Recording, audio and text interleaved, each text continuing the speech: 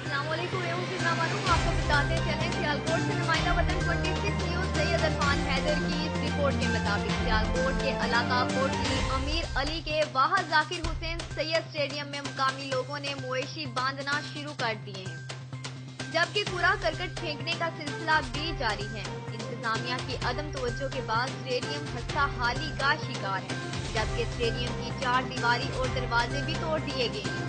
کوٹلی امیر علی کے مقامی لوگوں کا کہنا ہے کہ یہ جگہ پاکستان ہاکی کے انٹرنیشنل کمنٹیٹر ذاکر حسین سید نے اسٹیڈیم بنانے کے لیے گورنمنٹ کو تحفے کے طور پر دی تھی۔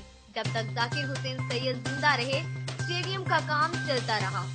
ان کے انتقال کے بعد گورنمنٹ نے اسٹیڈیم کی جانب کوئی توجہ نہیں کی، یہاں تک کہ ٹھیکیدار بھی کام ادھورا چھوڑ کر بھاگ گیا، جو کہ ایک المیہ ہے۔